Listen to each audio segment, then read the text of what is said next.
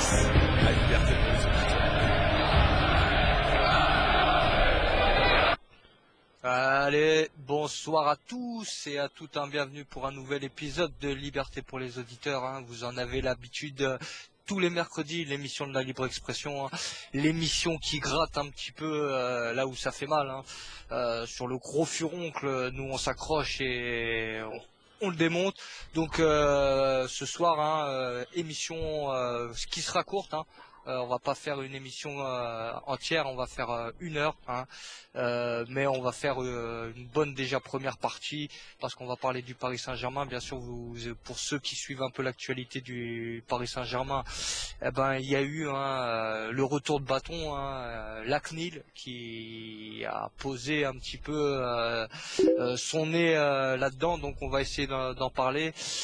Mais pour ça, bien sûr, toujours pas de Xavier à mes côtés, donc nous le présenterons pas. Il commence à nous manquer, sa petite voix de pervers, autant le dire. Nous manque, donc il passe encore un petit moment difficile, mais je pense que la semaine prochaine, il sera remis d'aplomb et prêt pour continuer l'aventure avec nous. Sinon, tant pis, il se suicidera et il y aura plus Xavier. Non, je déconne. Quand même. Non, Xavier, je pense qu'il m'écoute. Donc la semaine prochaine, je te veux à ta place au rendez-vous à 20h. Sinon, Donc, ouais, Chris. Non, je disais, sinon on va le chercher. Ouais. C'est tout. Bah ouais, voilà. Sinon, à un moment donné, on va venir te chercher par le pot du cul. Enfin voilà, et ça va mal se passer. Donc autant faire ça en bonne et due forme, comme dirait l'autre. Donc toujours à mes côtés, bien sûr, pour la technique, et c'est notre présentateur de Handé. Bonsoir Ludo. Bonsoir à tous, bonsoir à tout le monde, aux invités, et puis courage Xavier, mais si la semaine prochaine t'es pas là, on fera une petite descente du côté de Paris. Voilà. Les ultras à Paris, c'est nouveau, donc on va initier un peu tout ça, quoi. C'est vrai que ça manque des ultras à Paris, donc on fera en sorte qu'il y en ait quelques-uns. Bien sûr, nous avons notre ami Nissar qui a passé son dépucelage, on peut le dire, au stade de l'Allianz Arena.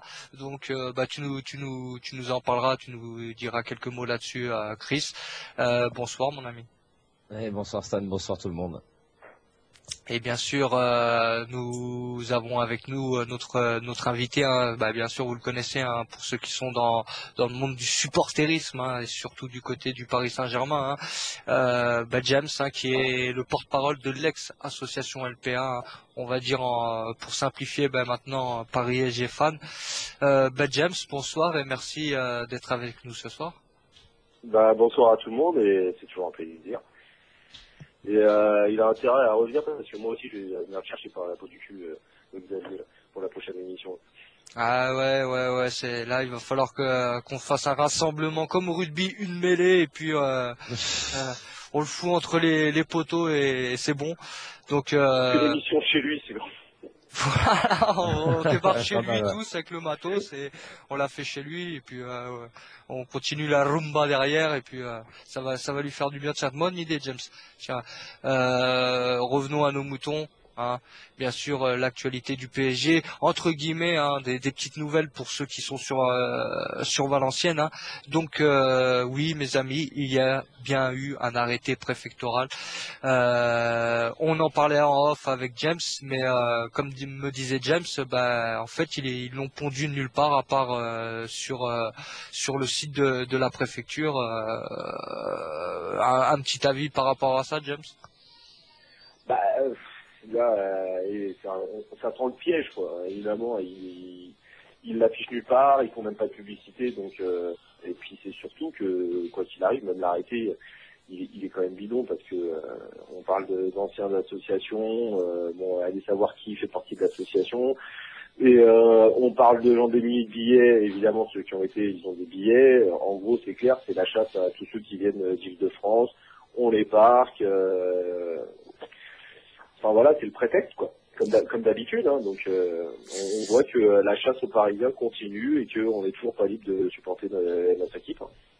C'est un petit peu ce qui s'était passé à Montpellier, parce que moi j'avais le billet à Montpellier, j'étais parti comme ça en sous-marin et même voir en touriste. C'est vrai que moi j'avais appris le jour même qu'il y avait l'arrêté sur Montpellier, donc c'est vrai impossible de passer. C'était la chasse aux supporters, c'était franchement c'était abusé. J'ai trouvé ça abusé et pourtant j'aime bien quand des fois il y a de la friction, mais là c'est vrai que non, là c'est la chasse aux sorcières. À mon avis c'est le même coup qu'ils sont en train de faire ce soir, donc voilà, maintenant ceux qui sont sur place, essayez de prendre au maximum des photos ou ce que vous pouvez. Ceux qui peuvent appeler pour nous expliquer, qu'ils appellent pour nous expliquer. Mais c'est vrai que maintenant ça sent tous les déplacements du PSG. C'est ce qui va arriver, malgré que voilà, le Paris Saint-Germain maintenant un petit peu, on va dire, la CNIL, je sais pas quoi, si on peut prendre vraiment ça au sérieux. C'est un coup d'éclat, un coup d'épée dans l'eau, de la poudre qu'on jette aux yeux. Mais voilà, ils se réveillent, donc pour eux, voilà, il y a un dysfonctionnement du Paris Saint-Germain, le contrôle de billets, les listes noires, la communication entre le Paris Saint-Germain et le Paris Handball concernant des identités de personnes et tout. Là, on était vraiment je sais pas comment on pourrait appeler ça. On était vraiment dans le dur. Et là, la CNIL qui se réveille, qui pond un petit article qui dit qu'il va mettre son nez là-dessus. C'est pas normal. James, vaut mieux tard que jamais, comme dirait l'autre. Ah bah c'est clair que ça a pris beaucoup de temps, parce que bon, les plaintes sur ce dossier-là, les plaintes elles sont quand même d'août 2012. Déjà on peut se réjouir que la CNIL a fait quand même son boulot, et on peut aussi se réjouir qu'il est médiatisé, parce que ça aussi c'est pas rien. Après c'est clair que eux ils sanctionnent pas le PSG, c'est une mise en demeure, donc c'est pas non plus quelque chose de lourd, c'est pas non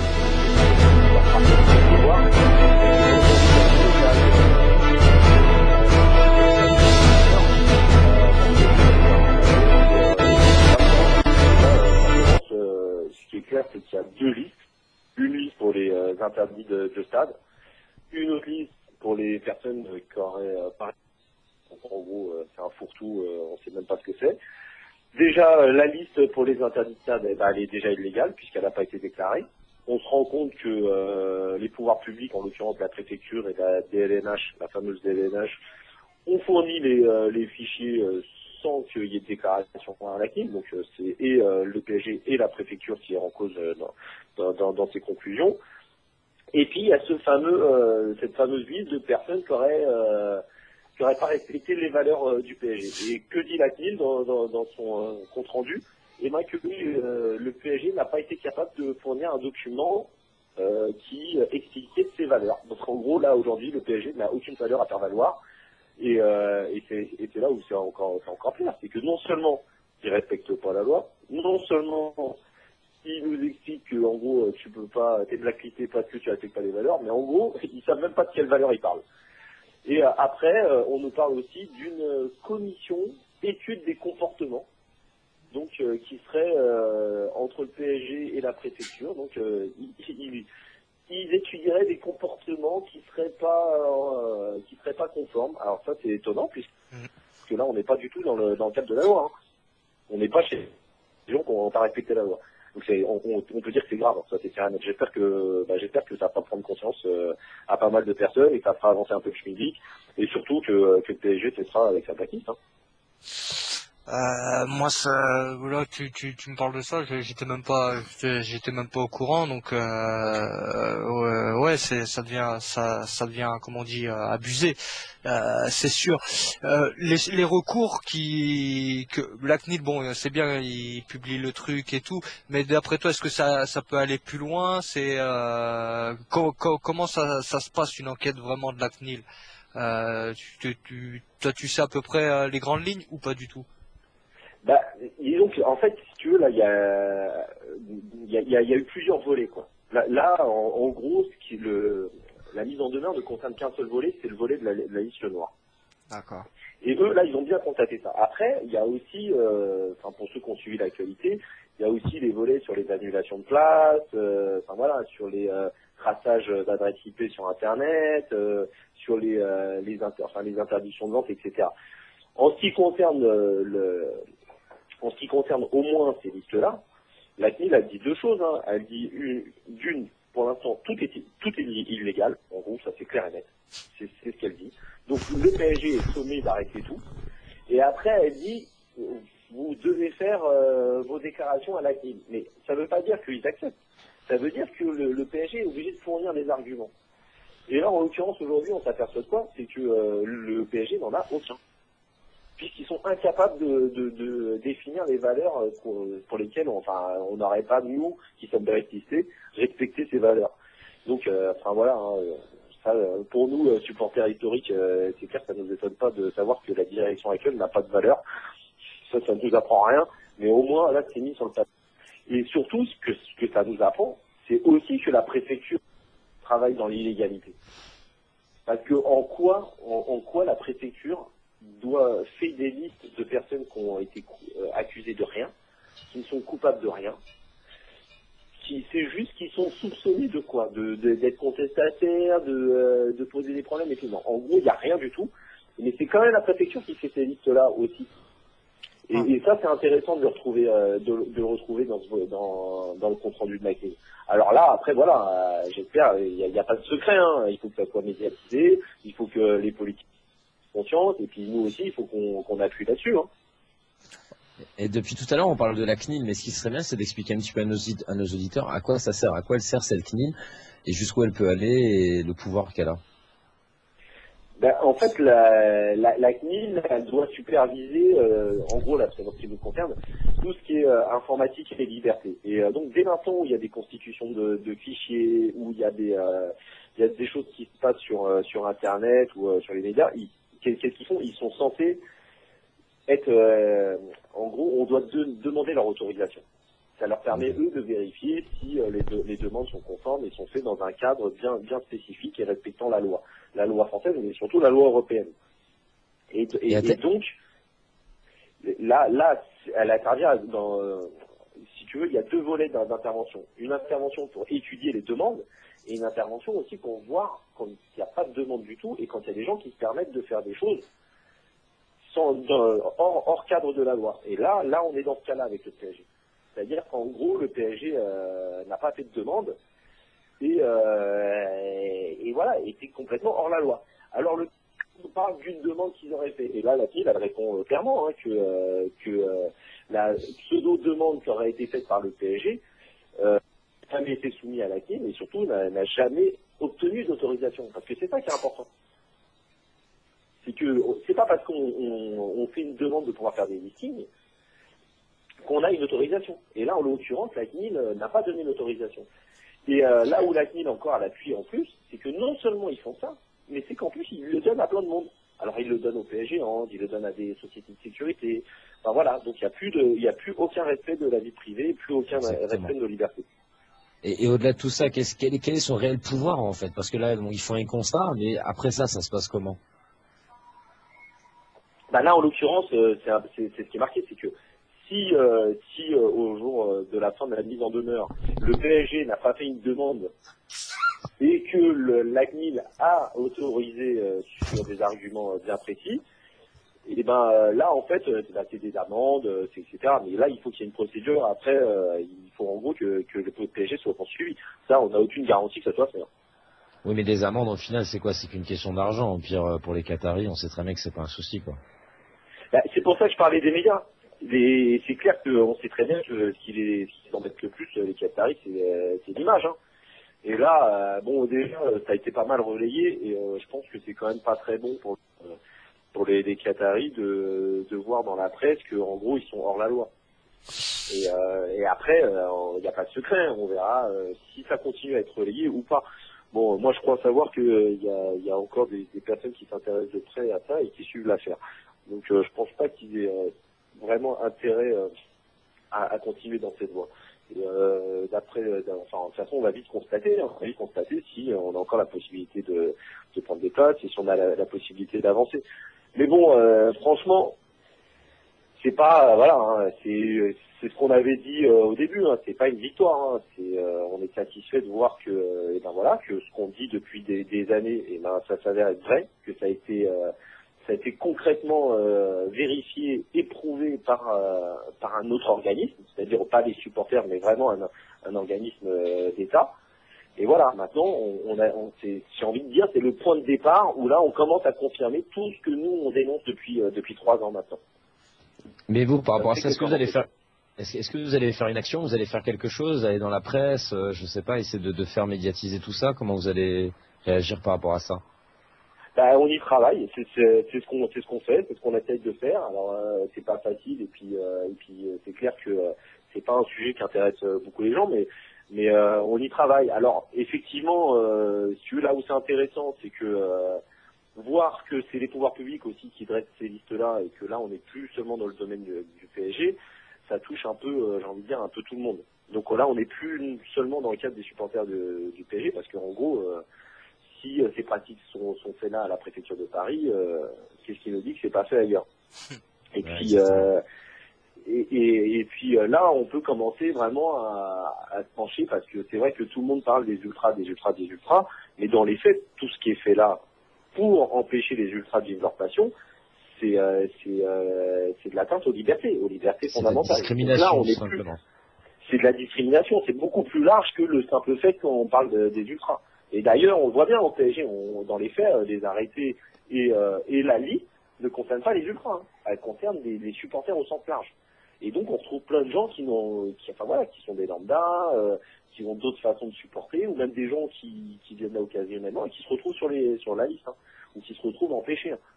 Donc voilà, c'est beaucoup plus large que ça. Donc j'espère que il va y commencer à y avoir une prise de conscience. En tout cas, nous on essaye de relayer dans les médias, on essaye d'interpeller les politiques, on essaye d'interpeller les associations. Quand on est invité à débattre, à discuter, on essaye de le faire. Après, moi personnellement, je pense que de toute façon, il va falloir commencer à rebondir sur la manif qu'il y a eu à Montpellier, à rebondir sur le boulot qui avait été fait notamment par les Niçois et les Montpelliérains, et commencer à bien se concerter et à faire quelque chose au niveau des supporters, mais de manière plus générale et plus globale, quoi. Bah ça c'est déjà quand même une bonne nouvelle, c'est que une bonne et une mauvaise nouvelle. La bonne nouvelle, c'est qu'il peut y avoir un rassemblement qui est forcément plus on est, plus on rit, mais l'union fait la force, comme on dit. Et malheureusement, c'est que ça risque de tourner au vinaigre pour certains groupes. On voit les Green Angels, qui sont obligés de s'autodissoudre pour éviter que ce soit les pouvoirs publics qui le fassent, et de deux, s'autodissoudre pour pouvoir peut-être exister autrement. Enfin, on arrive dans des situations superbes, absurdes, et qui peuvent être même plus dangereuses pour le football, parce que tu laisses des supporters sans cadre, tu en fais des indépendants. On a vu des fois, j'en ai fait partie, ce que ça peut faire des indépendants. Donc c'est un peu. Qu'est-ce que tu voulais rajouter, Chris? Le problème là-dedans, c'est que aujourd'hui, avec la loi d'association 1901, c'est qu'il y a des responsables au sein de chaque groupe, et ces responsables-là sont automatiquement responsables pour tout ce qui se passe. Demain, il se passe n'importe quoi, on va taper sur des gens. Aujourd'hui, avec la répression actuelle, ça devient quasiment impossible pour tous les groupes de tenir en place sous cette loi-là. Il faut bien sûr évidemment, comme l'a fait les Green Angels, c'est l'autodissolution, afin qu'il n'y ait plus de responsables, qu'on crée un chaos dans la tribune. Malheureusement, on en arrive à un point comme ça. On ne peut pas laisser une personne avoir le poids sur ses épaules de 2000 ou 3000 personnes qui vont faire X, Y que problème ou n'importe quoi dans un stade. C'est carrément impossible. Donc malheureusement, l'avenir des groupes français, à mon avis, ça va être des petites assos qui vont rassembler un maximum de monde sans que ce soit vraiment officiellement déclaré. À mon avis, je pense que c'est le futur des ultras. Malheureusement, c'est pour ça que nous, notre association, on l'a dissous aussi. C'est exactement ce que tu viens de décrire. Après, normalement, le pire, c'est que, en gros, si tu parles avec tous ceux qui s'occupent de sécurité, qui parlent de foot, que ce soit sociologues, acteurs de la sécurité, même les flics qu'on croise, ils le savent tous, hein, qu'il vaut mieux avoir des associations, des personnes identifiées, pouvoir discuter, et pas faire peser aux responsables des associations la responsabilité des actes de tout le monde. Ça, tout le monde le sait, hein, tout le monde le dit. Et aujourd'hui, en gros, pour que les gens prennent conscience de ça, il va falloir qu'on le prouve par l'UBS, quoi. Voilà. En faisant quoi? Eh ben, chacun dissout ses associations, il n'y aura plus de personnes, c'est le bordel total, et voilà. Il n'y a que comme ça qu'ils peuvent prendre conscience. C'est malheureux, hein. Mais tout le monde sait que c'est le contraire de la solution. On est à peu près un cadre, et pourtant, en ce moment, ceux qui mènent la répression, eh ben, ils sont dans cette optique-là, quoi. Ils pensent que, eh ben, il faut dissoudre des associations, qu'il faut s'attaquer aux leaders, qu'il faut s'attaquer aux cadres, et qu'en gros, il faut qu'on aura tout plus rien. Mais non, il y aura toujours des supporters, il y aura toujours des ultras. Et on voit bien à Paris que ceux aujourd'hui, eh ben, qui veulent, enfin voilà, les nouveaux supporters qui veulent mettre l'ambiance, qui veulent s'organiser et tout, c'est l'anarchie, c'est le bordel. Et un jour, ils foutront le bordel, et il y aura personne à qui parler, hein. Ça, tout, personne à qui condamner. Personne qui condamne. Mais Il n'y aura pas de ça, responsable de dire c'est de ta faute et voilà, on a assidu l'opinion nationale en fait. Ça se passe comme ça. On cherche toujours un responsable à quelque chose alors que c'est un mouvement, c'est impossible à gérer. Et c'est surtout que, franchement, il y a pratiquement tous les groupes qui disent la même chose. Ils disent, mais voilà, le respect de la loi. Enfin, celui qui fait une connerie et qu'on attrape et qu'on prouve que c'est lui qui est accusé devant un juge et qui est condamné, et ben il assume ses actes. Ça a toujours été, le discours, il n'a jamais changé. Ah. Mais non, aujourd'hui, C'est on clair. préfère ne pas faire le boulot et faire la simplicité. C'est-à-dire, ah bah il y a une connerie qui est faite, tiens, je vais en prendre le seul que je connais, le seul qui a son nom qui est grillé, bah je prends lui et comme ça c'est simple. Et au final, on règle aucun problème, on en crée d'autres. Et c'est ça qui est malheureux. En gros, aujourd'hui, ceux qui mènent cette politique-là, ils vont droit dans le mur. Alors, nous, tout ce qu'on peut espérer, c'est travailler à faire en sorte qu'ils prennent conscience que c'est pas la bonne solution. Ouais, C'est sûr, surtout, on voit même pour l'encadrement des déplacements, hein, c'est la même chose. Hein. Moi, je prends exemple de mon groupe, enfin, de la Brigade Sud, c'est pareil. Le jour où on a été dissous officiellement, il n'y avait plus d'escorte, il n'y avait plus de machin, ils ne savaient pas combien on se déplaçait, comment on allait venir, par où on allait passer. Il n'y a aucun dialogue. C'est carrément, ça devenait un peu du n'importe quoi un peu partout, quoi. C'est vraiment dommage d'enlever ces personnes justement qui sont là pour dialoguer. Et voilà. Ça crée du désordre. En gros, ça crée du désordre. Mais ça vient pas des supporters. Hein. Ça c'est clair. Hein. Là, ça crée du désordre. Le seul truc que tu avais à peu près sur lequel tu te basais, eh ben non. Alors je dis pas que c'était parfait, mais si tu mets pas les gens autour de la table et que tu discutes pas avec les personnes concernées, du truc qui était pas parfait, comment tu veux faire évoluer les choses? Et voilà. Et là, ils sont dans une logique du tout répressif. Point barre.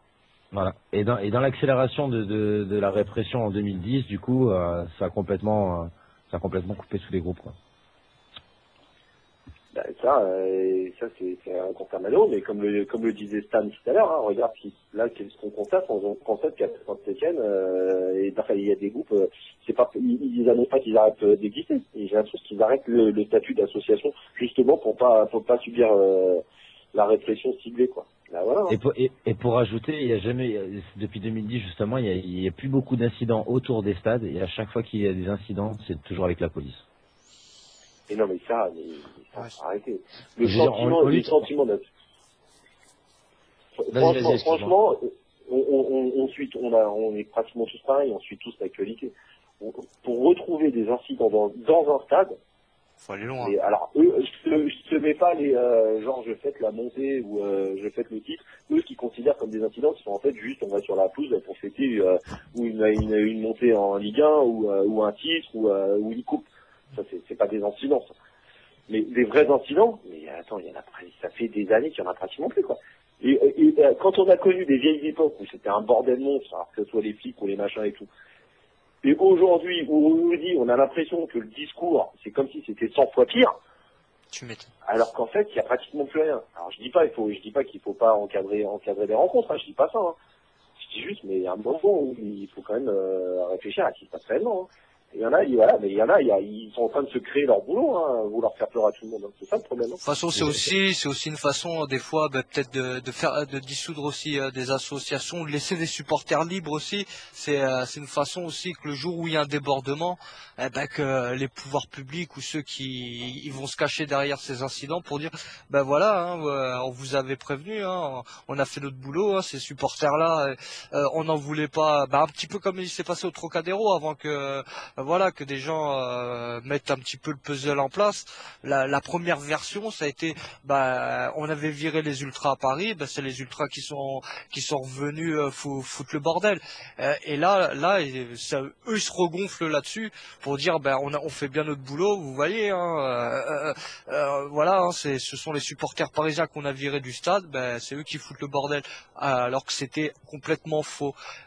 Pour eux, c'est aussi une façon aussi de les incidents de les provoquer aussi, hein, quand il y a beaucoup d'incidents qui se passent aussi, on n'en parle pas forcément dans les émissions et tout, mais que ce soit dans d'autres clubs ou quoi, il se passe des fois des trucs le dimanche et c'est provoqué en partie, comme tu disais Chris, hein, par la police, beaucoup d'arrogance, beaucoup de machin pour que ça puisse partir en couille.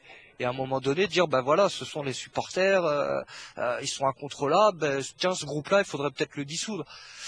Moi, c'est un petit peu comme ça que je le vois. Après, peut-être que je suis devenu parano depuis 3 ans, mais c'est une façon, peut-être pour eux aussi, de laisser des supporters libres. Je l'ai vu à Montpellier, il y a des mecs qui couraient partout. Je voyais enfin voilà, c'était n'importe quoi. C'est et je suis sûr que le mec qui s'est fait péter, qui a été en garde à vue, ça a été pour trouble à l'ordre public ou je sais pas quoi en tant que supporter parisien. Enfin voilà. Mais maintenant, moi j'ai l'impression qu'il y a des gens qui se réveillent, hein, des gens, enfin, qui essayent de se réveiller, Surtout les clubs, Stan, si je peux t'interrompre, Ouais. les clubs, surtout parce que les clubs, c'est eux qui payent l'ardoise au final. Ouais. Moi, nous, on a connu à Nice, par exemple, après la dissolution, il y avait eu jusqu'à 800 CRS postés autour du stade avec un hélicoptère et tout. Et à ce moment-là, le club, aussi, à un moment donné, a refusé de payer la note. Donc c'est vrai qu'à ce niveau-là, ça c'est un petit peu, les effectifs ont un petit peu diminué aussi. Donc Mais c'est vrai ce que tu dis, parce qu'il y a beaucoup de gens, ils pensent que c'est pas les clubs qui payent, mais ouais, effectivement, c'est les clubs qui payent. Quoi. si, c'est les clubs qui payent, ouais, et ça ouais, monte mais très bien très sûr. vite à des chiffres 80 000 euros, des 90 000 euros, voire même plus, hein, juste pour une seule journée, alors qu'il se passe aucun incident. On te met 800 CRS dans le quartier, et voilà quoi, il se passe rien. Donc en gros, on paye des gens à rien faire pendant une journée, et ça coûte un bras, quoi. Ouais. Et puis alors, en plus souvent on le voit nous, en tout cas parisiens, pour les arrêtés qui nous concernent. Souvent, le listing des raisons pour lesquelles il y a un arrêté, la plupart des trucs, c'est complètement bidon, c'est totalement faux. Hein. Il suffit de voir que souvent, on l'a retrouvé, je crois, dans l'arrêté de Nantes, où il reprenait la manif au PSG Saint-Etienne suite au plan Le Trou, en disant, à la limite, tu le lis, c'est comme s'il y avait une guerre civile. Hein. Et tout ça, c'est bidon, quoi. Et donc, en gros, les raisons que tu avances pour justifier ça, c'est totalement faux, c'est totalement bidon, c'est carrément pas vérifié, quoi. Et pour en revenir à tout ça, comme on en parlait tout à l'heure en antenne, est-ce que tu pourrais expliquer à nos auditeurs comment ça se passe malgré les interdictions? Vous avez des interdictions, des interdits préfectoraux qui tombent pratiquement tous les 15 jours à chaque fois que vous déplacez. Pourtant, vous êtes toujours présent dans le stade. Donc, quels sont les risques encourus et comment ça se passe, tout simplement, si tu peux expliquer un petit peu. De toute façon, c'est toujours des risques. Alors après, c'est ce que je disais tout à l'heure. Il y a différents types d'arrêtés. Nous, on essaie de rester toujours dans le cadre légal, hein, d'arriver légalement et de faire le lendemain droit. Mais on sait tous, et je pense que là, tous ceux qui ont fait des déplacements et tous ceux qui sont supporters bien passionnés et qui ont fait beaucoup de trucs, ils savent très bien que voilà, comme on disait tout à l'heure, t'as la provocation, tu peux avoir la provocation des pouvoirs publics, tu peux aussi avoir la nervosité des stadiers. Enfin voilà, t'as plein de choses qui peuvent en gros faire que la situation dégénère. Nous, on essaie de bien cadrer, de faire en sorte que de pas répondre à la provocation. C'est super difficile. Hein, il nous arrive quand même souvent des trucs qui sont abusés. C'est très difficile, mais on essaye. Alors après, c'est simple, hein, où on peut se retrouver dans des situations où on ne trouvera pas d'interlocuteur, et là c'est le bordel. Donc on fait comme on peut. Mais j'ai envie de te dire que souvent, une fois que t'arrives à instaurer un dialogue et tout, on se rend vite compte que les gens, ils sont plutôt tous d'accord avec nous. Mais quand je dis nous, c'est pas nous seulement nous Parisiens, c'est en général. De dire en gros que la façon de faire, c'est pas la bonne. Là, je te dis vraiment, c'est tout, hein, ou des gens qui font la trêve, ou des gens qui travaillent pour les clubs qui nous accueillent, les services de sécurité et tout. Enfin, t'as quand même des gens qui savent ce que c'est que de la sécurité dans un stade. Et tous, ils diront, mais c'est n'importe quoi. Ce qu'on fait là depuis quelques années, c'est n'importe quoi. Tout le monde te dit ça. Et donc, dès que tu discutes et tout, et ben là, tout va bien, et tout le monde se lâche. Et pourtant, on est déjà tombé hein, sur des compagnies de CRS ou des mecs de la préfecture et tout qui sont nerveux parce qu'ils ont l'impression qu'on va arriver, qu'on va foutre le bordel. Et dès l'instant où ils voient ça peut être gérable, et puis franchement, si 150 ou 200 supporters parisiens, ça peut être pas gérable, ça quand même. Hein. C'est vraiment, il y aura un problème, hein. Surtout quand 500 ou 600 forces de l'ordre. Hein. Là, qui voit ça, ils changent de discours. Et là, ça peut bien se passer. Mais ça n'empêche qu'on n'est jamais à l'abri de quelque chose. Et comme tu le disais tout à l'heure, le problème, c'est qu'on n'est pas à l'abri aussi d'un gars. Des fois, tu sais très bien comment ça se passe. Un gars qui n'est peut-être pas dans le groupe, qui va se greffer parce qu'il a un maillot parisien, les flics l'ont mis ou machin et tout, et que tout d'un coup, il va faire n'importe quoi. Et là, tu sais que ça peut retomber tout le monde. Donc c'est clair que c'est difficile, c'est très très difficile. Ouais, ça c'est un petit peu le cas du supporter isolé. C'est vrai après que on met tout le monde dans le même panier. C'est d'où la difficulté aussi de ce combat, Chris. Hein. Ceux qui sont de l'extérieur, ils disent mais quand tu le vis vraiment de l'intérieur, c'est quand même un combat de tous les jours, hein. Un combat contre les autres, un combat contre des fois tes propres supporters pour leur faire comprendre, les gars, il faut que tout se passe bien, même si voilà, il faut que tout se passe bien pour pas qu'on ait encore de la casse de notre côté. Gérer des fois les arrêtés qui tombent comme ça, hein, du jour au lendemain. T'as prévu, t'es parti avec ton bus et tout, tu sais même pas là, tu vas sur la préf de Valenciennes par exemple et tu vois c'est un combat de tous les jours. Faut vraiment garder la foi et le peu de fans de Paris SG, fans d'ex-LPA, enfin voilà, ceux qui savent savent. Voilà, ceux qui restent et qui continuent la lutte et qui sont fidèles et qui lâchent rien. Franchement, c'est plus qu'une médaille qu'on doit décerner, franchement, parce que là, c'est avoir la foi, c'est plus qu'avoir la foi. Tu vois ce que je veux dire? Ouais. Moi, ce qui me fait réagir par rapport à ça, c'est que bien souvent, quand tu vois une interdiction de déplacement pour n'importe quel club, à 90%, les experts, comme ils te disent, hein, les experts sur le terrain donnent leur autorisation, mais c'est au-dessus que ça bloque. Toujours au-dessus, au niveau des préfets, et peut-être au niveau encore plus haut. Mais c'est toujours comme ça. Les flics, en fait, c'est pas qu'ils sont capables d'encadrer tout ça, mais c'est au-dessus. J'ai l'impression qu'on leur lie les mains. C'est ça, hein. Mais tiens, d'ailleurs, j'en profite pour dire qu'il y avait ton invité, Tad, qui attendait que tu le rappelles. Excusez-moi de cette aparté. Mais je pensais qu'il avait le numéro. Il faudrait qu'il me renvoie son numéro. Attends, j'irai tous les deux. Je vous laisse en amoureux. Hein. Pas trop de cochonneries hein, pendant que je suis pas là. J'en ai pour 1 minute. Non, mais comme tu le dis, en fait, c'est vrai qu'on s'est retrouvé souvent dans des situations gérées, c'est-à-dire où, voilà, le cadre est défini, il n'y a pas de souci, tout se passe bien, et en gros, tout d'un coup, il y a un big boss, souvent patron de la DLNH, qui appelle pour dire ah non, c'est hors de question, voilà. Et en gros, qui, comme je le disais tout à l'heure, qui crée du désordre là où il n'y en avait pas. Et c'est là où c'est paradoxal et c'est incompréhensible, quoi. Et ce qui est incompréhensible, c'est qu'on aime bien en France avec cette répression, on a envie d'aller sur le modèle anglais ultra, enfin le modèle ultra, on va dire les stades à l'anglaise. Et quand on voit qu'aujourd'hui, par exemple, tu vas, bon, c'est une petite parenthèse, mais Manchester United qui est prêt à mettre une tribune en place où les gens pourraient être debout et remettre de l'ambiance, parce qu'en première ligue, l'ambiance des stades diminue avec les années. En 20 ans, il reste pratiquement plus rien. Donc ils essayent c'est bizarrement, on essaie de suivre un modèle qui finalement 20 ans plus tard se rend compte que c'est dommage, qu'il manque un petit quelque chose. Ah mais de toute façon les Anglais, enfin il y a pas de secret, hein. Faut pas croire que tout est rose en Angleterre. Hein. Et après il y avait quoi? Normalement il y avait le modèle allemand aussi que personne ne veut suivre, alors que c'est quand même le plus consensuel. Mais Oui, pour carrément. ce qui est mais pour ce qui est des Anglais, en plus, il y a un truc qui est pas transposable en France, c'est que là-bas, le pouvoir d'achat, alors des classes un peu plus, enfin, les classes populaires, elles sont vraiment pas de thunes, donc ils sont hors des cadres. Et les classes un petit peu plus, ils ont plus de pouvoir d'achat qu'en France. Donc tous ces gens qui sont quand même versés dès l'enfance dans leur club, ils avaient encore la possibilité. Mais maintenant, avec la crise, il y en a de moins en moins. Donc tu vois qu'ils commencent à essayer de chercher d'autres solutions. Surtout, mais c'est mort. Et ceux qui connaissent le foot, ils savent très bien qu'il n'y a plus d'ambiance en Angleterre depuis des années.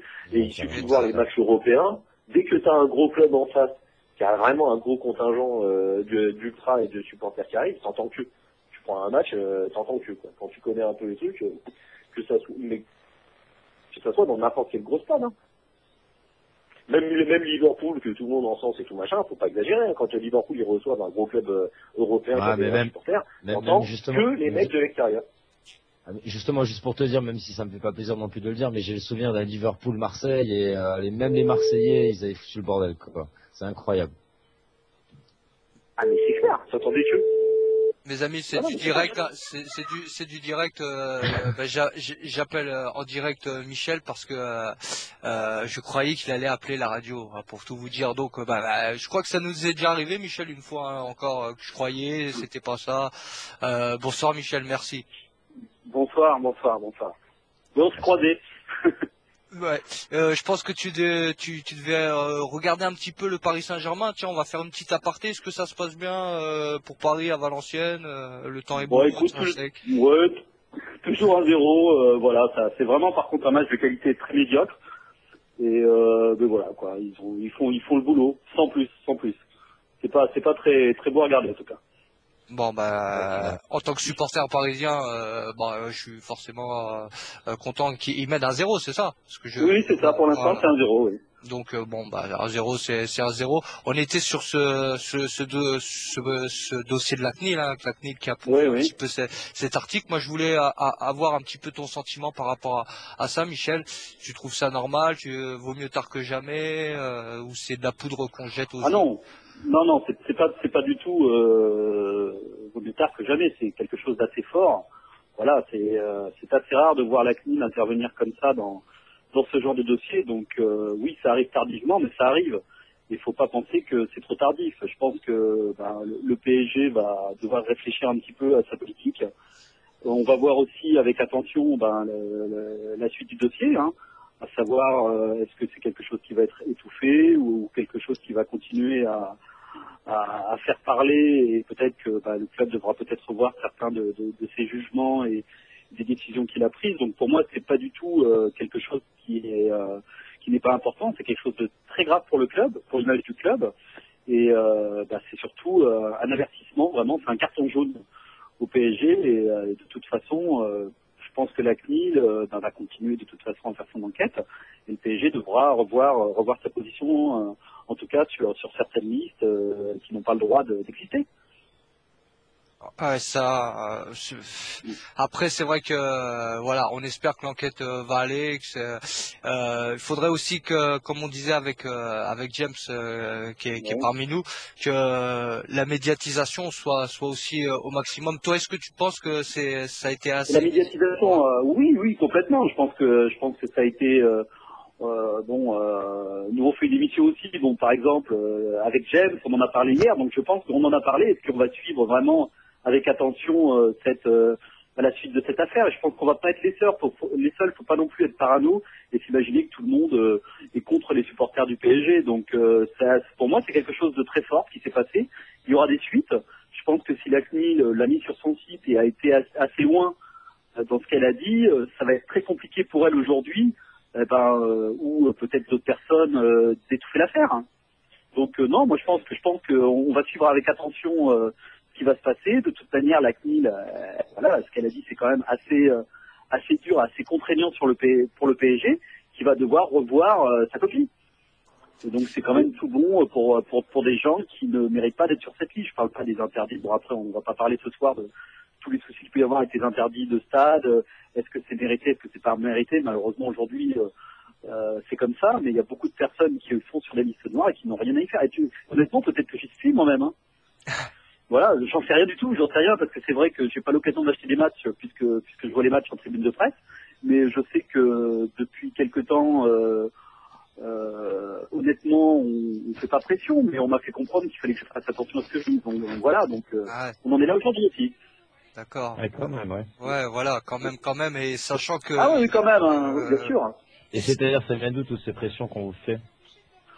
Oh, il y a des pressions, il y a des pressions qui doivent venir sûrement du club. Bon, je vais pas rentrer dans les détails, mais moi, il y a des choses qui m'ont assez déplu dernièrement, où je travaille entre autres pour une radio, et on a laissé insinuer certaines choses qui m'ont déplu. Voilà, par rapport à mon passé entre autres de supporter.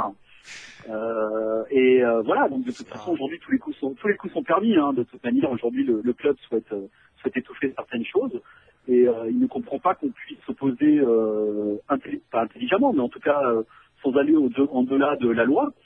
Donc c'est vrai que je pense aussi que la manière dont ils réagissent, c'est un peu parce qu'ils se sentent un peu aux abois d'une certaine manière et qu'ils sentent que cette politique, elle a ses limites. Elle a ses limites et qu'on peut pas non plus faire des choses qui sont à la limite de la légalité. Alors je vais pas dire illégale, parce que bon, mais par contre quand on voit ce qu'explique la CNIL, c'est quand même un gros carton jaune, c'est pas un Mais rouge. c'est carrément illégal, hein. Moi, j'ai pas honte de le dire, c'est carrément illégal ce qu'ils font. Oui, mais justement après on peut faire quelque chose peut-être en ne sachant pas exactement les raisons. Bon, ce qui est bien aujourd'hui, c'est que la CNIL a demandé au PSG de changer cette position et de rentrer dans la légalité. Donc il faut espérer qu'aujourd'hui, il n'y ait pas des pressions qui soient trop importantes sur la CNIL. Mais honnêtement, je ne pense pas, parce que si la CNIL avait dû régler ce problème-là de cette manière, il n'y aurait pas eu cette médiatisation, entre autres par rapport à se communiquer sur le site. C'est quelque chose de très rare. Hein. Généralement, ce genre d'affaires, ça se règle pas comme ça, quoi. Donc ça prouve vraiment que la CNIL, elle veut quand même aller, en tout cas, elle a voulu marquer les esprits. Et le PSG ne va, à mon avis, pas avoir le choix. Voilà, c'est pas pour ça que ça va arranger les problèmes et que ça va changer les choses dans un court terme, à mon avis, par rapport aux ultras. Mais d'un autre côté, ça peut être un premier pas pour se rendre compte qu'il y a certaines décisions aujourd'hui qui sont pas légales. C'est clair. Pour rebondir sur ce que dit Michel, au moins ce qu'on peut constater, c'est effectivement que la CNIL, si elle fait la publicité, c'est quand même un acte très fort, c'est très rare, c'est vraiment quelque chose. Et puis en plus, pour en revenir à la médiatisation, qu'on ait un article dans SoFoot qui était assez pointu et qui suit bien l'affaire, c'est une chose. Mais là, on se rend compte qu'il y a quand même il y a eu un article sur Mediapart. Voilà, c'est pas le même type de média, quoi. Là, donc ça s'est un peu élargi quand même. Tout ça pour dire qu'il y a un écho totalement différent sur cette affaire. Et puis on voit. Et puis on voit. Je pense pas que cette affaire sera. Pardon, non, je pense pas que cette affaire sera étouffée. Hein. Voilà, ils vont aller jusqu'au bout. La seule chose que j'ai peur, c'est qu'il y ait des pressions sur la CNIL. Mais honnêtement, quel intérêt la CNIL aurait eu de mettre en avant cette, parce que bon, ils auraient pu le régler. Voilà, ils auraient pu leur dire à la CNIL, écoutez, maintenant. Il y a des sociétés de supporters du PSG, on vous demande de voter en touche, et puis on n'en parle pas. Mais là, c'est eux qui ont décidé de médiatiser cette affaire. C'est eux qui l'ont mis sur leur site. Donc ils savaient ce qu'ils allaient faire. Donc à mon avis, voilà. Après, je vois pas comment le club pourrait échapper à une modification de sa politique, en tout cas par rapport à cette liste qui est illégale. Et ça, d'autant ouais, vas-y, que le PSG a beaucoup surfé sur le fait que ils géraient les interdits stades, les gens et tout, etc. Et que là, dans les faits, qu'est-ce que dit la CNIL? Et c'est ça surtout qui est important, qu'ils ont bien mis en avant. Alors, je suis pas en train de dire que ceux qui sont interdits de stade le sont pour des bonnes raisons, hein. Mais ils ont mis que le plus gros des personnes qui étaient concernées par le fichier ne sont pas du tout les personnes interdites de stade. Et que ça va bien au-delà des anciens des virages, etc. C'est ça aussi qui est important. Et là, ça prend à contre-pied totalement la communication qu'on entend depuis 3 ans, en gros. Ils mettent en exergue le fait que, en gros, la communication est totalement fausse. Et si on revient sur les propos de Jean-Claude Blanc, qui, à mon avis, mais ça c'est un avis personnel, devait être mal renseigné, où il pensait que les gens étaient interdits de ça et qui étaient concernés, c'était vraiment des cas particuliers, et ben non. On se rend compte que non. Tout ce qu'on a fait depuis longtemps, la majorité des personnes, en gros, c'est des gens qui n'ont jamais eu affaire à que ce soit interdiction administrative de stade ou interdiction judiciaire. Ça, c'est très important aussi. Ouais. Non, mais... je suis tout à fait, pardon, ouais, je suis tout à fait d'accord avec James, il avait expliqué le souci, donc de toute manière, il faut faire des choses pour la légalité, et quand on proteste dans la légalité contre quelque chose qui est illégal, on finit toujours par y arriver. Et ce qui se passe aujourd'hui, c'est qu'il y a quand même un énorme retournement. Voilà, comme l'a expliqué vraiment James, c'est vrai, vous vous rendez compte, Mediapart a fait un article. Ouais, Voilà, c'est pas rien. C'est quand même pas rien, c'est quand même eux qui ont eu Cahuzac, voilà, c'est des journalistes qui vont jusqu'au bout, qui sont obstinés, qui ne lâcheront pas le morceau. Donc à un moment, il va bien falloir qu'il se passe quelque chose. Et la seule chose qui peut se passer aujourd'hui, bah, c'est que cette liste, de fait, elle soit annulée et que des gens qui ne sont pas interdits de stade aient le droit de rentrer dans un stade. C'est la légalité, c'est quelque chose de simple. Hein. Évidemment, le PSG, à mon avis, ne le souhaite pas et a voulu jouer sur le tout répréhensif et le tout sécurité. Mais là aussi, de toute façon, tout ça, ça a des limites. À un moment, ça pourra pas durer. Enfin, moi, je pense. C'est clair, c'est clair. Et moi, je voulais revenir un petit peu sur le match de dimanche. Hein. On voit, tu parlais tout à l'heure, bon, de la radio, c'était bon sur France Bleu. C'est les copains de Pierre Ducrot et notre ami Bruno Salomon qui commentent les matchs. Donc Pierre Ducrot qui lance un tweet. Bah, on voit qu'il en a marre aussi. Je pense que le ras-le-bol, c'est pas que chez toi. Je crois que c'est chez tout le monde. Oui, et à un moment donné, non, voilà, il sûr. faut cracher la valda, quoi, comme on dit. Faut que ça s'arrête, quoi. On voit l'autre qui Mais mixe, enfin, c'est oui, non, mais les choses avancent. Hein. On a peut-être l'impression que ça avance pas, ça avance tout doucement, mais ça avance. Alors après, quel sera le résultat, on n'en sait rien, parce que c'est très très compliqué. Parce qu'aujourd'hui, la politique du club, elle est assez, c'est assez compliqué de revenir en arrière. Mais de toute façon, il faudra bien qu'il se passe quelque chose. Voilà. Donc le club pourra pas rester sur cette position, parce que c'est vrai qu'aussi en interne, il y a des hauts responsables du club qui sont pas ravis du tout de l'ambiance. Et que voilà. Et puis de toute façon, il y a quelqu'un qui a dit aussi quelque chose d'assez intéressant sur un tweet, qui expliquait qu'en fait, on critique beaucoup le public, la qualité du public, on les appelle des foutifs, des lynx. Mais il faut savoir une chose, c'est toujours pareil. C'est peut-être des gens qui ont besoin d'avoir, je dirais pas des meneurs, mais d'être cadrés, qui ont peut-être aussi envie d'encourager le club, parce que c'est des gens comme toi et moi qui aiment le PSG. Hein. Faut pas dire que c'est des gens plus pourris que nous. Mais voilà. Et donc à un moment, il faudra bien qu'il se passe quelque chose qui est de nouveau des associations. Je ne sais pas si ce sera les anciennes, je ne sais pas si ce sera les mêmes personnes. Moi, je souhaite que tous les gens qui aiment le PSG soient réunis ensemble. Il va se passer quelque chose, oui. Moi, c'est juste relever ça, c'est pas, voilà, que des journalistes aussi qui sont mouillés, parce que bon, France Bleu, c'est quand même, voilà, c'est comme c'est une radio, on va dire un petit peu prise en main, on va dire, hein, c'est pas non plus privé, donc hein. Oui, mais Stan, je vais t'avouer quelque chose. Tu sais, on a fait une émission, notre première émission, on a parlé de cette liste noire, d'accord? Je peux t'assurer que ça a été très mal perçu à certains endroits stratégiques. C'est ce que je voulais dire. Non, mais c'est remonté assez haut, quoi. Je veux dire, on nous a bien, on sait ce qu'on a le droit de dire, on sait ce qu'on n'a pas le droit de dire. On sait qu'un jour, on n'est pas comme vous, c'est-à-dire, comme tu dis, on est dans une radio publique et qu'on pourra nous couper le sifflet, comme on dit, si on va trop loin. C'est pour ça qu'on a fait faire passer des messages, on s'est passé de la manière la plus soft et d'essayer de la plus intelligente. D'ailleurs, je remercie James pour tout ce qu'il fait et pour nous aider. Mais ça, quand même, qu'il y a eu des pressions, oui. On va pas mentir, il y a eu des pressions. Il y a des gens qui je dirais pas d'où ça vient, mais bon, je pense que tous les gens qui écoutent ici le comprendront. Bah, qui se sont offusqués du fait qu'on parle de cette liste noire, qui ont dit que c'était pas vrai, qui ont essayé de remonter en haut à France Bleu. Et je remercie France Bleu qui, tu vois, qui s'est pas dégonflé, quoi. Qui a dit bon, écoutez, nous, on est content de ce que font nos journalistes et nos supporters, parce que nous on fait une émission avec des supporters. Et ils sont solidaires de nous, donc c'est vachement important. Et c'est là aussi peut-être que les choses elles évoluent. C'est qu'à un moment peut-être peut-être qu'au club on pense qu'on peut tout gérer, que tout peut être aseptisé et que tout devrait être comme ils le veulent. Mais non, ça c'est pas comme ça. Heureusement que c'est pas comme ça la vie. Hein. S'il n'y avait pas des gens qui protestaient, qui n'étaient pas d'accord, j'appellerais ça une dictature, moi.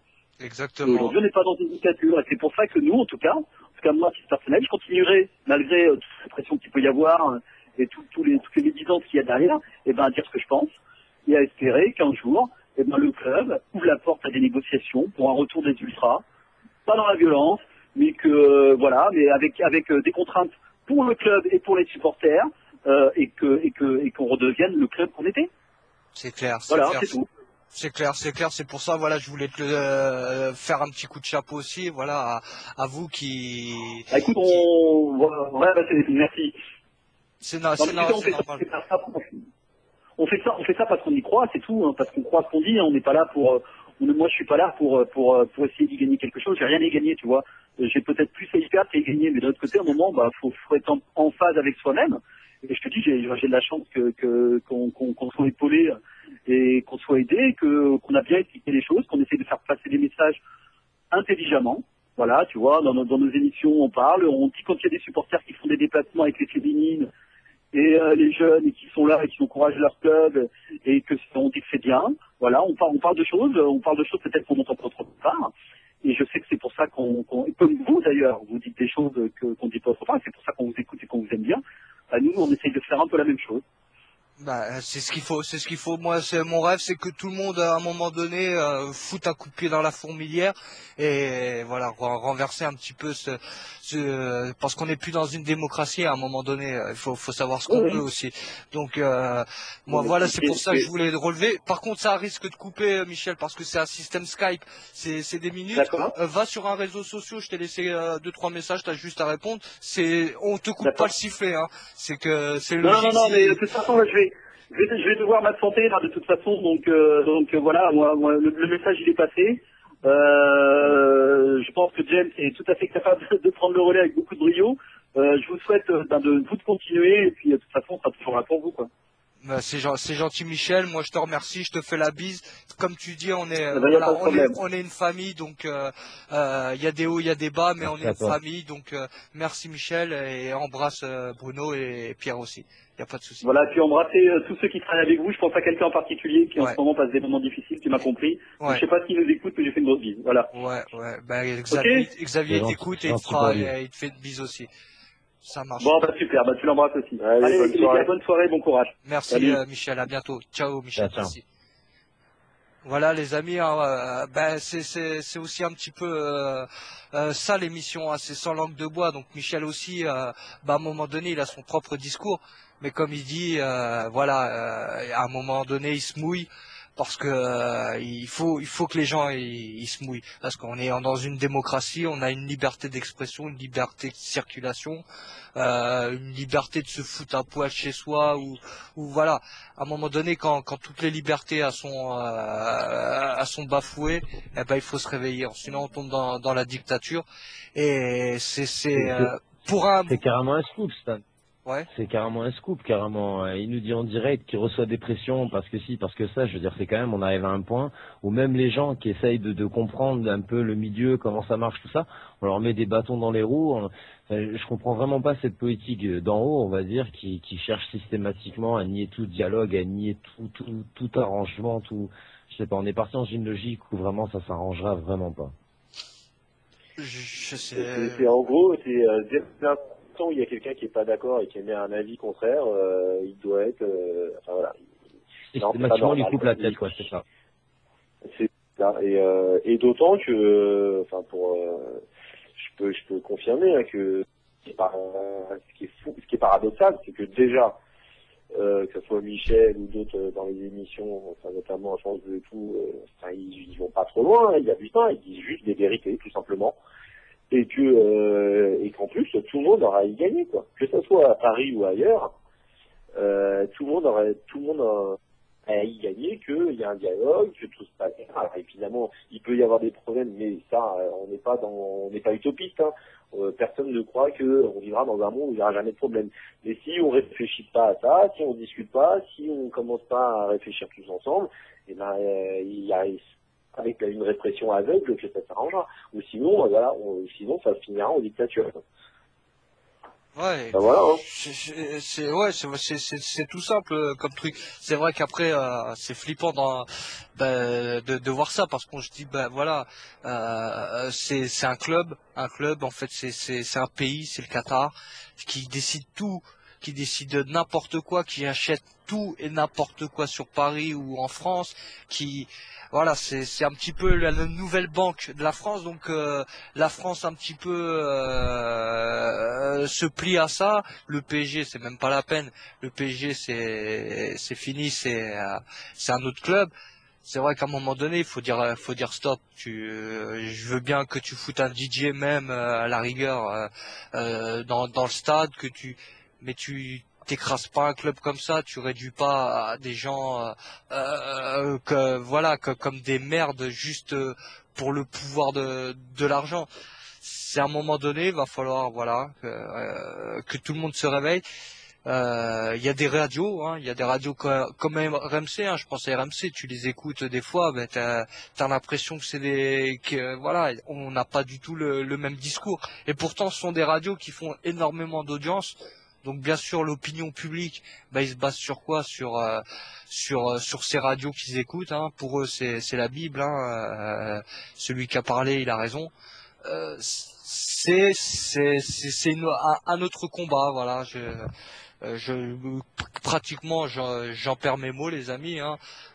On est rentré dans une lutte acharnée, mais c'est vrai que, comme je le disais, voilà, ça commence un petit peu à cracher les Valdas. On voit bien qu'il y a du ras-le-bol. Hein. Il y en a marre. De ce Paris Saint-Germain. J'espère maintenant que comme le Paris Saint-Germain commence à agacer. J'espère franchement, je sais pas si tu es d'accord avec moi, James, mais j'espère au profond de moi qu'il commence à faire chier tout le monde et agacer les gens pour qu'ils puissent un petit peu dire bah oui, non, ça c'est pas normal ou j'ai l'impression que ça commence à agacer. Je sais pas si t'as la même version que moi ou Moi, je vais reprendre exactement ce qu'a dit Michel, c'est que ça bouge doucement, mais on a l'impression que ça bouge. Ça c'est clair et net. Et j'ai envie de te dire, heureusement, parce que sinon, ça serait vraiment grave. Hein. Mais à tous les niveaux. Hein.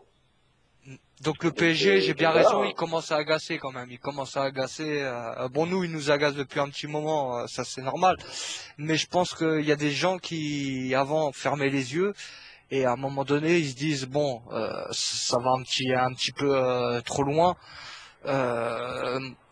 Voilà, je pense que... Je pense qu'il y a des je pense, hein, ça n'engage que moi, mais je pense qu'il y a des dirigeants qui sont aussi agacés, quoi. Il y a plein de gens qui, bon alors après on connaît, hein, il faut rester politiquement correct, les ultras, surtout les anciens, c'est des vilains petits canards horribles, donc c'est difficile d'aller dans leur sens, mais en off ils sont plutôt agacés, ils savent que on va pas dans la bonne direction aujourd'hui, quoi. Ça, Ouais, moi j'ai cette impression et voilà quoi, et il y a des choses, enfin voilà, il y a des gens avec qui on peut discuter maintenant, qui viennent. Alors c'est pas non plus tout de suite, mais voilà, ça montre que il y en a qui commencent à poser des questions, moi. Ouais, je voulais en parler avec Michel par rapport à ces petites vidéos. T'as dû la voir aussi, toi, James, ces petites vidéos où, carrément, les joueurs du PSG, se disent qu'on a besoin de vous, les supporters. À un moment donné, je pense que même eux, ils doivent se dire, c'est pas possible, c'est pas ça le public du Parc des Princes, c'est pas possible. Pour qu'il y ait une vidéo qui circule pour dire pratiquement, aidez-nous, sans déconner, faites votre boulot, quoi. Vous êtes des supporters, c'est pour supporter, quoi. Donc c'est que franchement, voilà, le malaise il s'est installé aussi. Il y a peut-être même des joueurs, ça se trouve des joueurs haut placés qui se disent mais c'est quoi ces supporters de merde, j'ai jamais vu ça là. Des mecs comme Ibrahimovic ont fait des clubs comme l'Ajax, comme l'Inter où franchement il y a du lourd quand même au niveau supporter. Et le mec, je suis sûr que là, il doit être complètement, il doit se dire, mais c'est quoi, c'est ça la France, franchement. Heureusement qu'il va à Nice et tout. Bientôt, ils vont aller à Nice, à la nouvelle Allianz Arena, voir Chris et tout ça. Ils vont voir ce que c'est de l'ambiance. Alliance Riviera. Ah ouais, merde, Allianz Arena, c'est Bayern. Ah ouais, voilà. Voilà, c'est ça. Ah bah oui, l'Alliance Arena, Riviera, il y a la MMA aussi, des pauvres morceaux. C'est vrai, enfin, une alliance, c'est ce qu'il nous faut, une alliance en fait entre groupes de supporters. Juste aussi pour revenir à Sako, on voulait en parler un petit mot. James, avant de conclure, parce que je pense qu'on a fait le tour. Hein. C'est pas que je veux qu'on arrête, parce que moi je pourrais en parler toute la nuit. Mais c'est vrai, après, voilà, il faut pas non plus qu'on tourne en rond à essayer de se faire du bien, comme on dit. Sako qui est au Parc des Princes, voilà, et il vient dire au revoir. C'est un petit peu le dernier des Mohicans chez nous, hein, dans notre club. Il lâche une petite larme. Enfin voilà, je sais pas, moi je sais pas, j'ai été sceptique sur tout ça. Toi, James, un petit avis par rapport à ça, et puis le transfert de Sako en même temps. Hein. Donne-moi ton avis en même temps. Je vais, ouais, je suis obligé aussi de donner un sentiment un peu général parce que nous, on avait un petit ressenti par rapport à Sako parce que il avait eu un comportement qui était pas top vis-à-vis des supporters, notamment notamment des personnes de mon groupe. Et voilà. Après, sur l'image, voilà, le Titi parisien qui a fait toute la formation, qui était quand même, je pense, qui avait le niveau pour être dans la rotation, voire titulaire, et puis surtout qu'on manque de défenseurs, etc. Bon voilà, tout ça, je suis d'accord. Après, le mec qui vient faire des larmes au Parc des Princes, machin et tout, ouais, c'est bien. Mais c'est aussi un mec qui a dit clairement qu'il n'en avait rien à foutre des supporters et qui a eu un comportement inadmissible à certains endroits. Notamment s'il y en a qui m'écoutent et qui étaient à Salzbourg, pour ce qui est de mes amis et de nos amis. Et puis aussi après, je crois au camp des loges, si je dis pas de bêtises, mais enfin voilà quoi. Ça va. Mais bon, après, je veux bien mettre ça sur la jeunesse et tout, et puis j'ai envie de te dire pour conclure que maintenant qu'il s'est bien fait enfler et qu'il s'est fait dégager, peut-être qu'il va nous comprendre un peu plus. Ah, ça, ouais. C'est un beau mot de, ouais, voilà.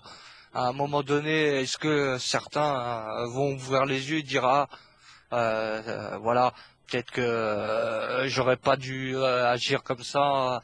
Après, comme on dit, l'argent pourrit les gens aussi, hein, donc tu vois plus le billet que ce qu'il y a derrière. Hein.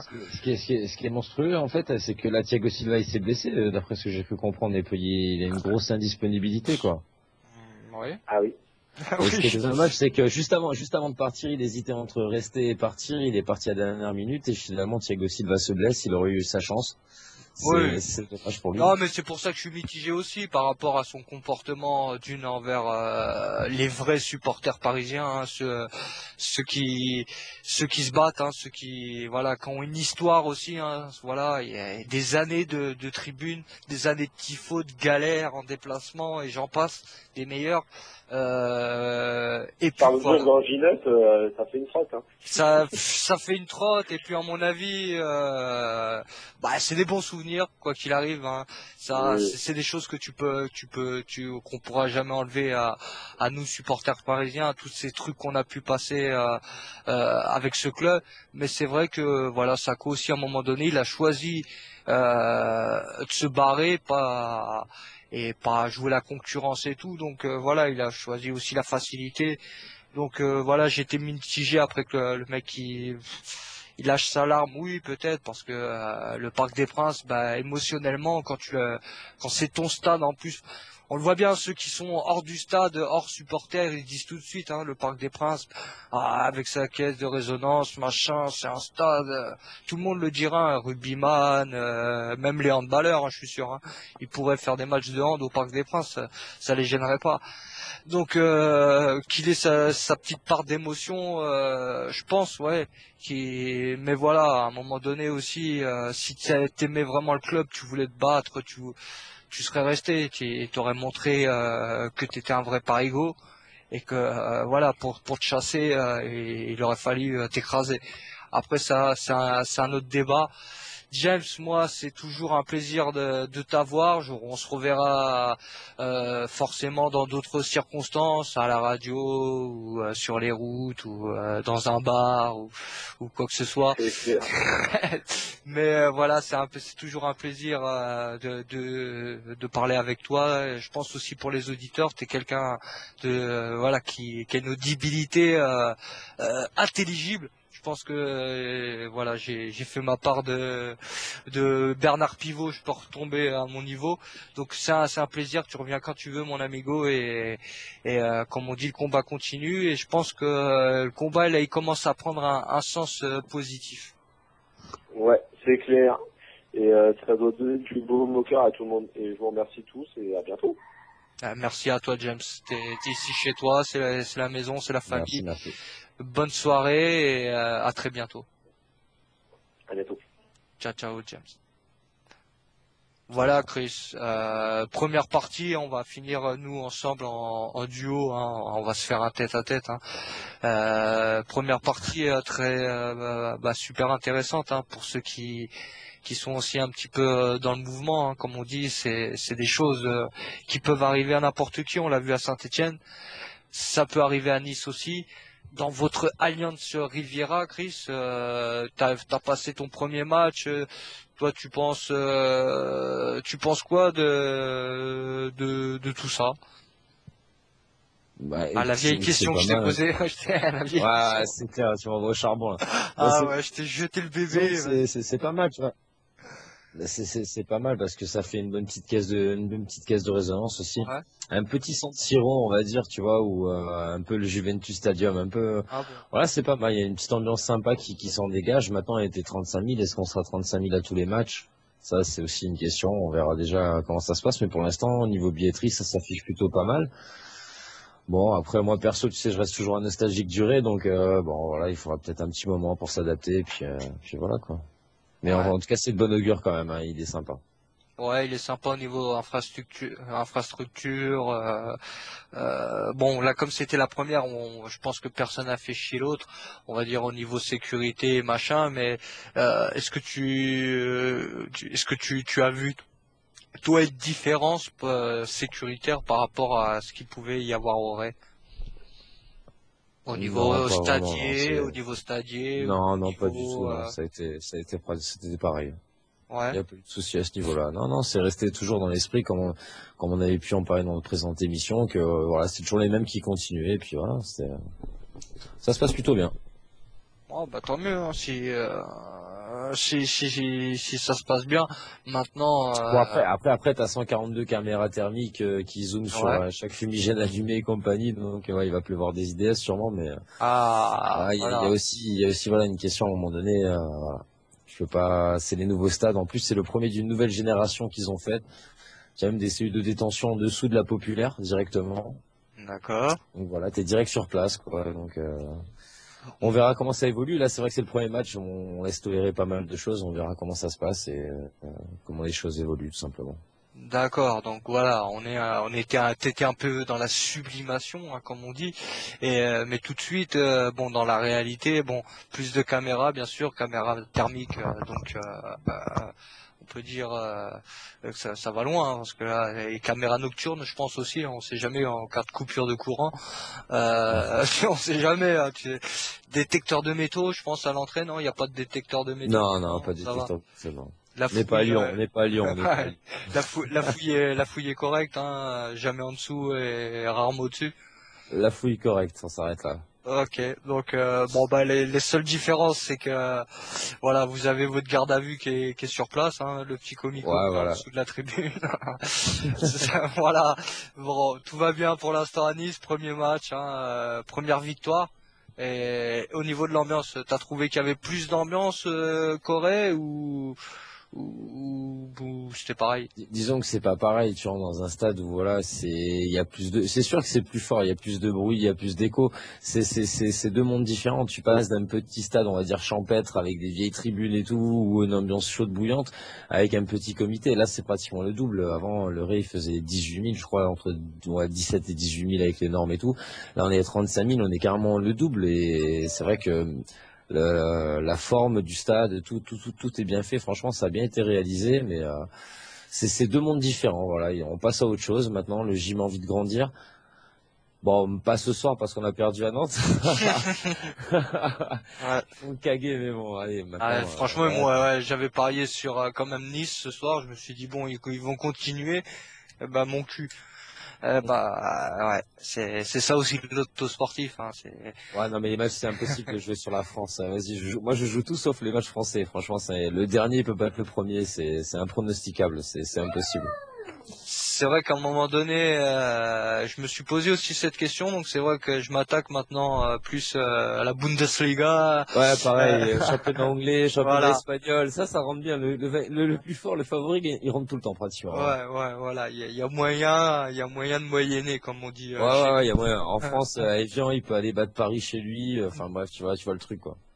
Donc bon, voilà, j'avais quand même fait ils m'ont foutu dedans les Niçois, c'est pas grave. Je vous en veux pas trop, hein. Pourtant j'avais mis 10 balles, hein. 10 balles et 10 balles. Bon, moi je vais récupérer si tout va bien, ouais 40 balles, mais bon, j'aurais pu récupérer plus avec nos amis Nissar. Je vous en veux pas, rassurez-vous les amis. Euh, donc bon, stade de durée finie, l'Alliance Riviera, c'est parti. Je pense qu'on va attendre 2-3 matchs à domicile pour voir s'il y a des changements. Voir les parcages aussi. Hein, les parcages, ils sont situés où les parcages chez vous du côté populaire ou Non, de l'autre côté, de l'autre côté? Voilà, un peu la même configuration que le Stade du Rhin.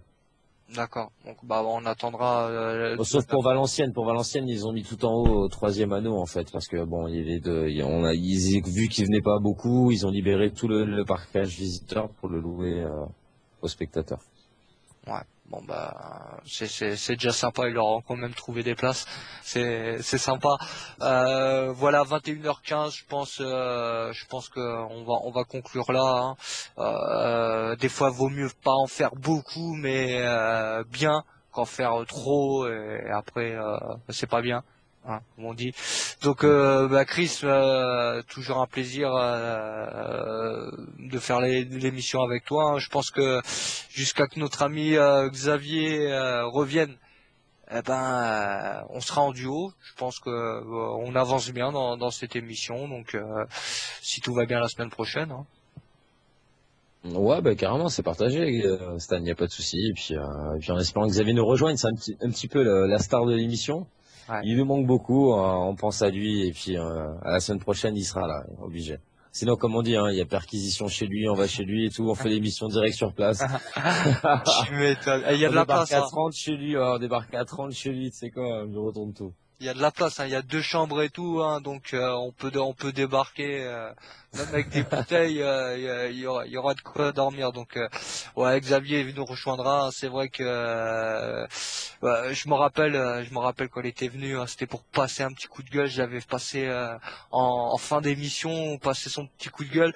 Mais je l'avais trouvé tellement sympathique et je sais pas, franc, parler l'émotion. Il avait tellement parlé avec le cœur que je lui avais dit bon ben reviens la semaine prochaine, hein, tu nous expliqueras ça mieux.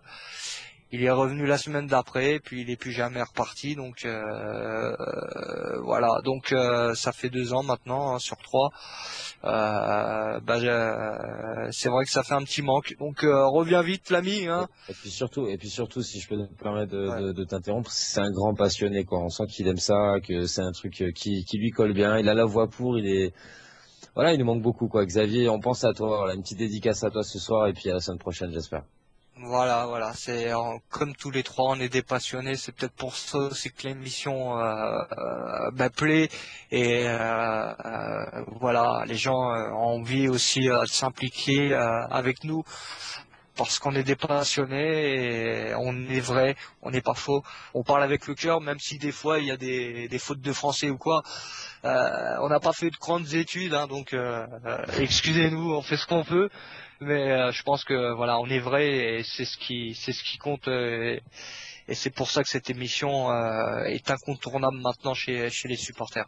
Ce qui est surtout important de dire, c'est qu'on n'est pas des journalistes, quoi. Il faut que les gens y comprennent, parce que beaucoup de groupes, quand on les reçoit la première fois, bon après, quand ils nous connaissent, ça se passe très très bien. Mais la première fois, quand ils nous reçoivent, ils ont une appréhension et tout. Et c'est vrai que nous, à la base, on est des ultras, on est des gens des tribunes. On n'est pas des journalistes, on n'a pas de formation de journaliste. Les émissions, elles se font à l'arrache, c'est toujours, voilà. Mais le but, c'est de parler du MOVE, parce que c'est notre bonheur, c'est notre délire, comme beaucoup, comme tous ceux qui nous écoutent pratiquement. Et donc voilà, j'espère que ça continuera comme ça et que vous serez nombreux à nous écouter.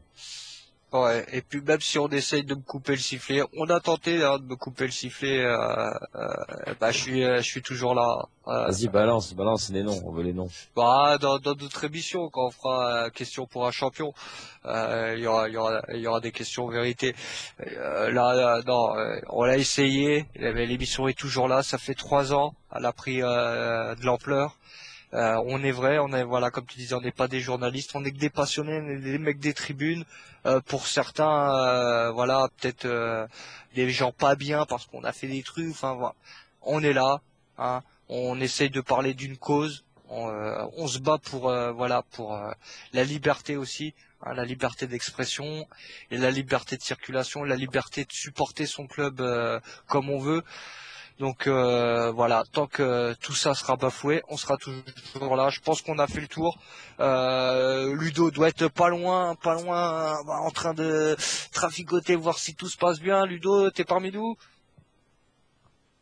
Ludo une fois, Ludo 2 fois, Ludo 3 fois. C'est Ludo le Belge aussi, non? Non, c'est notre ami là, Ludo, notre Normand. Hein, vous pouvez le retrouver bien sûr tous les lundis. Hein, je lui fais sa petite pub parce que il la fait pas souvent dans l'émission, donc on peut le retrouver tous les lundis dans Andé, hein, en compagnie de Michael Iles. Normalement, c'est Michael Il, mais moi j'aime bien dire Michael Iles. Ça lui va bien, je trouve. Et puis aussi la femme de notre parrain de cette émission Andé, la femme de Monsieur Jérôme Fernandez. Donc il y a du lourd pour parler de tous les lundis.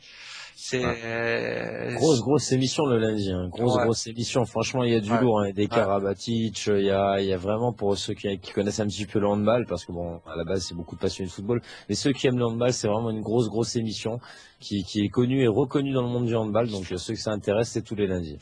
Ouais, on a été les seuls à recevoir Nicolas Karabatic après les histoires. Une semaine après les histoires de Paris Truquier, c'est pas mal. Franchement, on est et voilà. Et pourtant on n'a pas été, j'avais pas été sympa parce que j'avais des questions assez trash et il n'a pas été langue de bois et ça, voilà, rien que pour ça aussi, Monsieur Karabatic c'est un grand bonhomme. Donc Ludo, mine de rien, on va finir à 30, hein, parce que 10 minutes à t'appeler, forcément, ça fera 21h30. Ah, il n'y a pas Auxerre qui joue ce soir là? Ah, je sais pas Auxerre. De toute façon, quand ils jouent, ils perdent généralement, donc pour lui, ça doit pas trop le changer, à part espérer le match nul.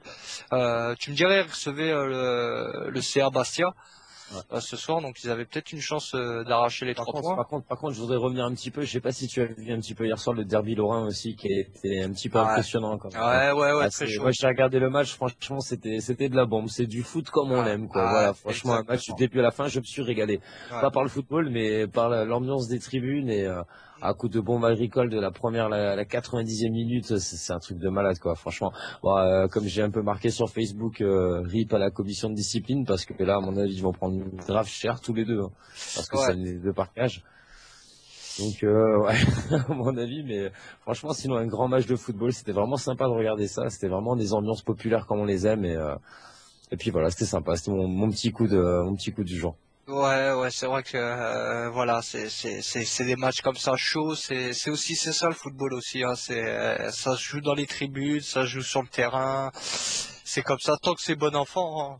Bien sûr, hein, faut plus qu'il y ait de morts, hein, comme du côté de chez nous, faut plus tout ça. Mais tant que c'est bon enfant, des fois quelques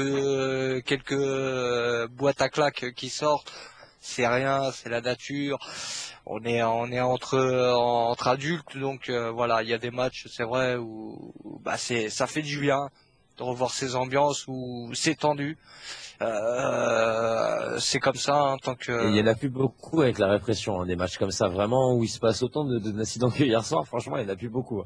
Les gens sont Ouais, c'est presque vrai. venus à s'affronter, je veux dire, c'est vraiment tendu dans le stade, hein, c'est ça, c'est les bonnes ambiances du football, voilà, quoi. Après, bon, c'est sûr qu'on défend pas forcément la bagarre et la violence, mais c'est vrai que, voilà, il faut sentir dans tous les stades une atmosphère, quelque chose qui résonne et c'est la vie du football, quoi. C'est clair, c'est le football populaire, c'est des hommes, hein, c'est des hommes contre des hommes, voilà. Donc forcément il y a de la testostérone, hein, comme dirait l'autre. Donc c'est ça aussi le football, c'est pas rester assis et se lever juste pour faire hola. Donc voilà, c'était sympa à voir, c'est vrai que pour Franchement, un régal, un régal, hein. ouais, Franchement, des voilà. matchs, même en Ligue 1, tu vois pas ça, quoi. Je veux dire, franchement, c'était vraiment énorme, quoi, des deux côtés, hein. Franchement, respect à Nancy et à Metz qui ont vraiment fait une partie exceptionnelle, quoi. Ouais. Dans les tribunes, je parle. Après, le terrain, on parle jamais terrain, c'est pas notre souci, mais dans les tribunes, c'était exceptionnel. Ouais, c'était franchement c'était royal, hein, ça. C'est donc merci aux Messins, merci aux Nancéens. Bien sûr, on essaiera. Ça fait un petit moment que j'essaye, mais on essaiera d'avoir peut-être un groupe messin ou peut-être un groupe nancéen pour parler de leur groupe, de leur vie de supporter. Et on reviendra sur ce derby que tout le monde a aimé. Donc, je pense que dans nos prochaines émissions, le but ça va être d'avoir des messins et des nancéens chez nous. Est-ce que Ludo est toujours avec nous ou Ludo n'est toujours pas avec nous? Il suit les jeux Auxerre, obligé, là. Il a fond dedans, là, ça y est, il a sorti la casquette, Ouais. le drapeau et tout, il est là, à la Ouais. Lancia style. Ah ouais, avec la petite binouse, hein, avec la petite, je sais pas, Heineken lui, ou Heineken ou SS64, tu crois que lui ce serait quoi? Ah, Heineken Cronenbourg, Cronenbourg, ouais, c'est l'Est, voilà. ah ouais, c'est l'Est de la France, ça, c'est Voilà. Cronenbourg. Une croc et ça repart, hein, je pense que voilà, il a raison à lui, hein. L'heure, c'est l'heure, après l'heure, bon, bah, c'est pas l'heure, hein. Et avant l'heure, bah, c'est pas l'heure non plus. Donc, je Ils en sont pense, où Paris, là? Ils font quoi Paris, là, depuis tout à l'heure? ils ont joué à 19h, donc, je pense qu'ils ont gagné 1-0. Donc voilà, Paris qui est, je sais pas, en fait j'ai pas suivi tous les matchs, donc je peux pas te dire exactement. Je sais que Michel Ah, là, je t'ai envoyé au charbon, quand on voit, ouais, quoi. voilà, tu m'as dit la date.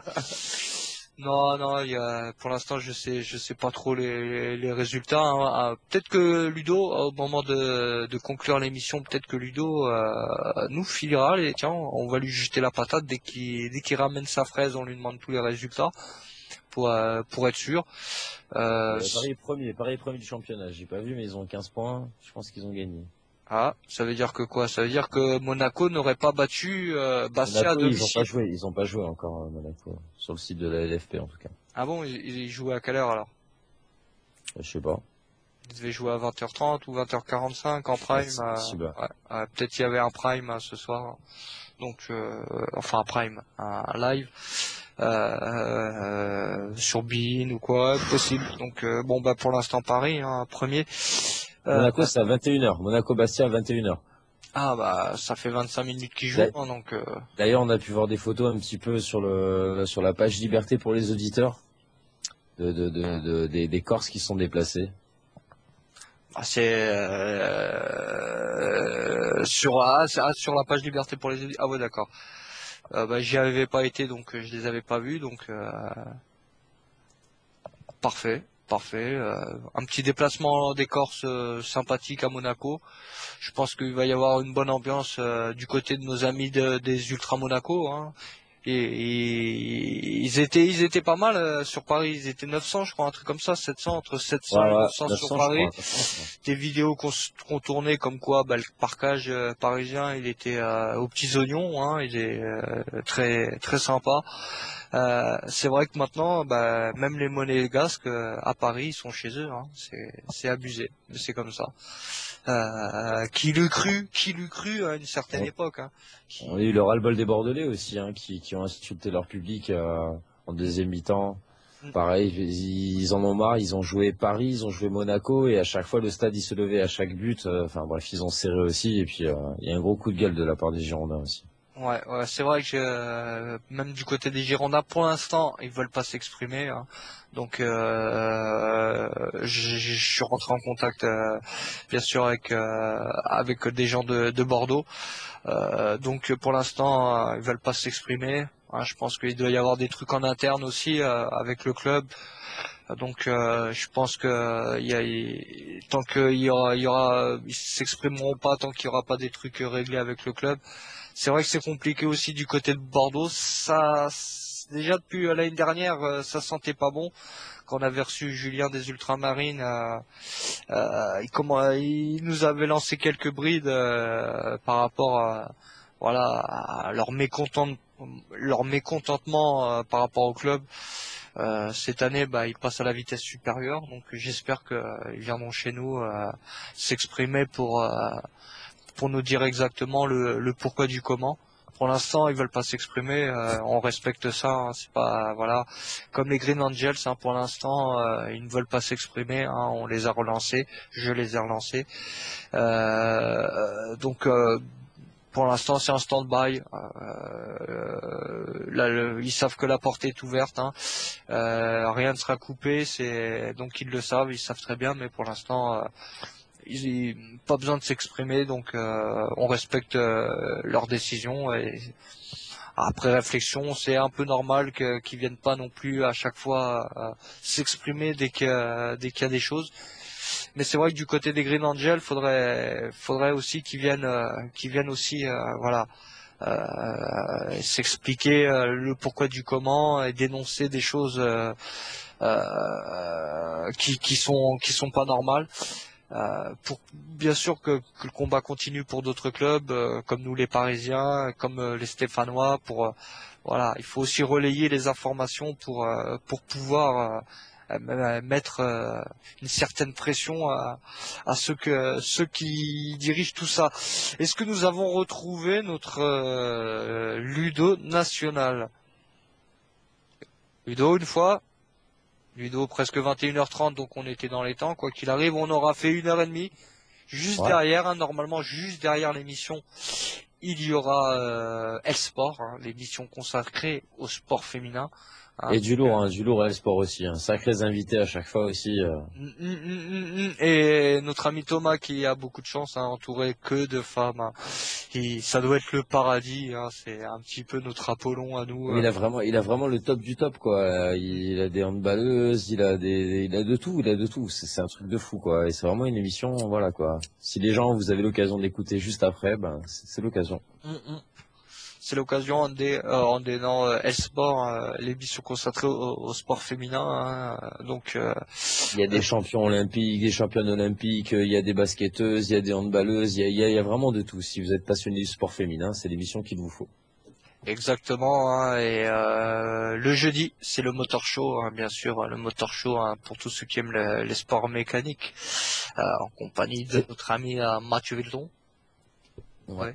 Et qu'il y a aussi des bons pilotes, hein, dans ces émissions, c'est remarquable. En fait, c'est chez RTS Radio, c'est ce qui est bien, c'est que chaque émission a vraiment des têtes. Nous, chacun a son rôle en fait, mais ils ont tous des têtes, mais c'est affolant, quoi. Tu vois, il faut regarder si les gens ça les intéresse, les podcasts et compagnie, mais c'est voilà, dans le handball t'as toutes la crème du handball, dans le sport, le motor show t'as la crème du sport mécanique. Tu prends Handday, t'as toute la crème du hand, tu vois, je veux dire, chaque émission d'RTS est vraiment ciblée sur des sujets et très expérimentée, donc on vous invite tous à découvrir les nouvelles émissions sur RTS Radio. Et bien sûr, le vendredi, hein, le vendredi, c'est spécial championnat national, hein, en partenariat avec footnational.com, hein, bien sûr. Nous retransmettons radiophoniquement les matchs du national.